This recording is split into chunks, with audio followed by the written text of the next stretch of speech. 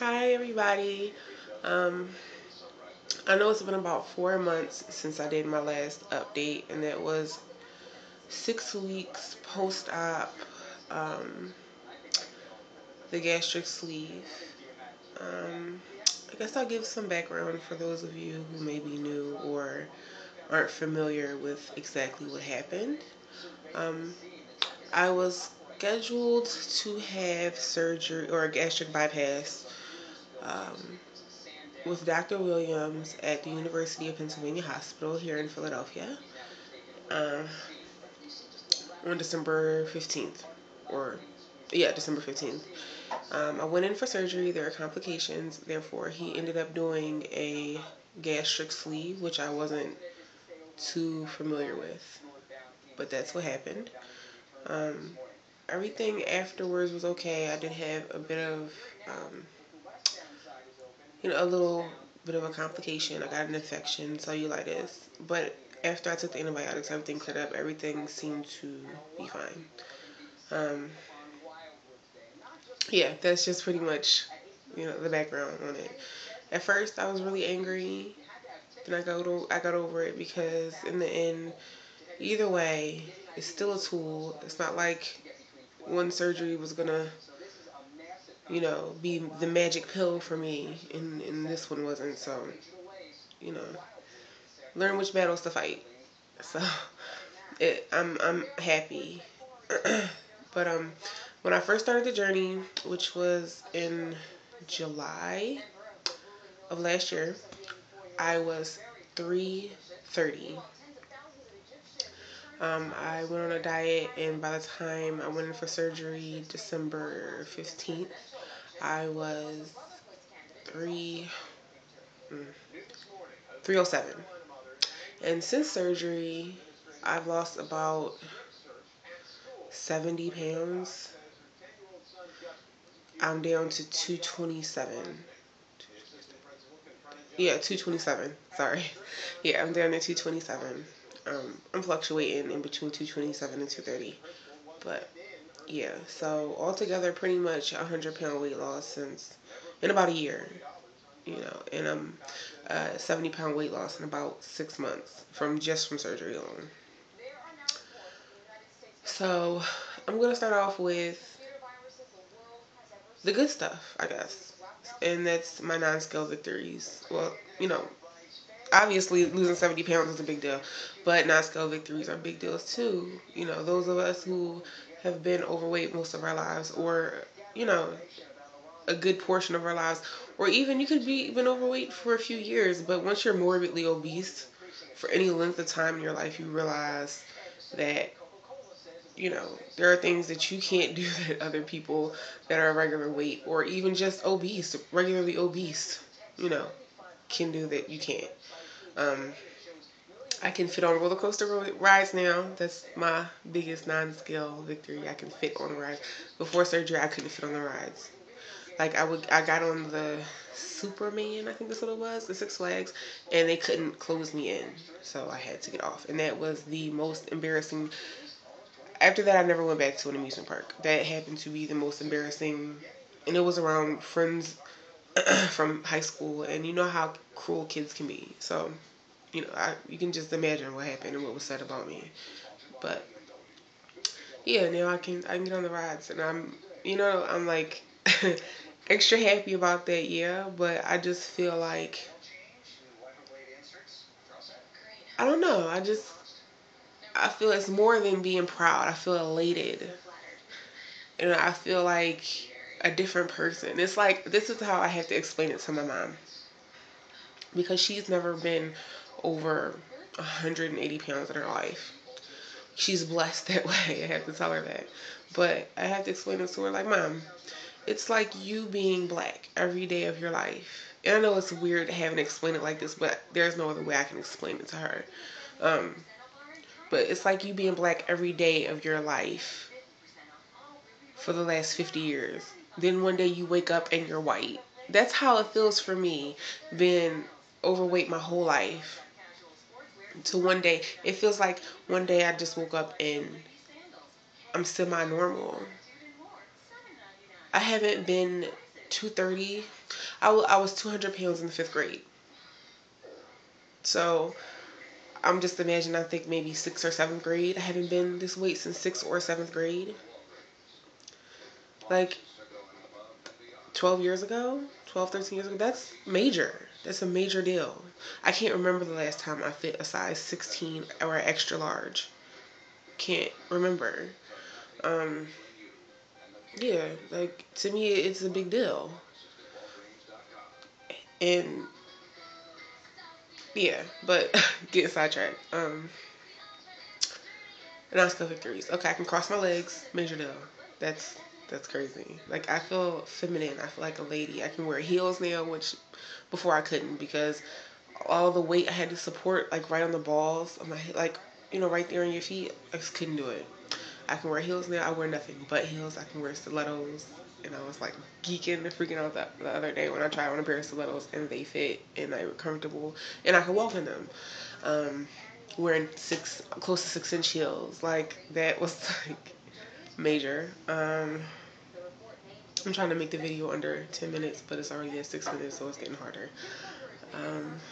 Same, that's good. Cross my legs. Well, yeah, I'm down to a size 16, extra large, extra large shirt, size 16 pants. That to me is major enough. I bought a size 14 dress that is a little snug, but I know that within the next couple of weeks or next month that I'll be able to fit it. Okay, that's pretty much the good stuff. Now on to the bad stuff. um, I probably said in my last video, I never went back to see my surgeon. Um, and it wasn't even necessarily because of what happened and what he did, because by the time I was ready to go back, I couldn't because my insurance had lapsed. So, um, I wasn't willing to take the risk in damaging my credit even further by going into the doctor's office and saying, okay, I'll chalk up the bill, which would have been like $1,000 to go see him for a checkup. Just that one time. So I didn't go see him. I haven't been to see him in the past, uh, sorry, in the past, yeah, 6 months since I had surgery. But I'm trying to correct it. I just got insurance again, and I'm going to make an appointment to go see him, and I will let you guys know what happened. But yeah, that's one thing. I couldn't drink any of the protein right after surgery, and once the weight started to fly off, I just didn't even attempt to drink the protein. When I first started to try to drink it, I would throw it up. I thought maybe I'm drinking it too fast. But then I could keep down certain other things that weren't the protein shakes. I'm like, okay, maybe it's just the flavor, like it's all in my head. And I tried again, maybe 2 or 3 months after surgery, and it still made me nauseous. Like I needed to vomit to make my stomach stop throbbing. Tried like 4 or 5 different types of protein. So, and I diluted the Isopure drinks. Somebody told me maybe it was just too strong at that point in time. I diluted it and still no luck. So I gave up on protein after that. And by month 4 after surgery, I was able to eat solid foods and I was okay and I was keeping it down and it wasn't necessarily hurting anymore. Um, I was supposed to take the vitamins after surgery, but the Flintstone vitamins were really foul and I just couldn't do it. So, of course, I suffered every day. I was so lethargic, so sleepy, so tired that I could barely function. And, I think about a month ago, I finally started to take the vitamins. But guess what? I'm officially bald. Like, my hair is like paper thin. Like, if there was something I could hold up to show you how thick, it's like thin like this plastic. You can see through my hair. It's like that thin. Um, this is a weave, of course, because I'm bald. Like, I'm not willing to take my hair out and show people. Like, I just knew it wasn't going to happen to me. I'm like, oh, that only happens to people who have gastric bypass. It's not going to happen to me. No offense to my Caucasian viewers, but I'm like, okay, maybe it's only a white person thing, I think my hair is too thick to fall out. Like, I don't know what I was thinking about, but it happened to me, and now I'm bald. So, yeah, I have officially stalled in weight loss. I have been between 227, 226, 225, and 235 really for the last for the last month. Not gonna lie, for the last month. And I really think that all of the bad things that are happening are because I didn't follow through with what I was supposed to do in the beginning. I didn't take the protein. I didn't take the vitamins. I haven't been drinking enough water. At first, I couldn't. I really could not get enough water. And as much as I tried, I just couldn't. And now I'm trying to more and more, but I can feel myself just other people in their stories are not the same as mine. And I know it's because I'm not doing what I'm supposed to do as far as what I was supposed to be, what was expected of me after surgery, pretty much. My eating habits are like they pretty much like they were before surgery, which is sickening to me. Of course, I'm eating way smaller portions. Of course, like the it took out 80% of my stomach, so I'm pretty sure I can't eat as much as I used to. But I've tried chocolate bars; they make me sick. But when my period came on, I needed I needed something, so I ate the chocolate and hurt and dealt with it. Tried ice cream, that hurt too bad. I couldn't eat it. Just it wasn't working. So that's one thing that I officially have scratched off my list. That I think forever that I will never be able to eat again is ice cream. Um, what else? Pizza. I tried pizza. I could only get like maybe eat like a little. You know the Domino's pizza is a little square box pieces of pizza. You know the thin crust from Domino's. I got. I ate a slice of that.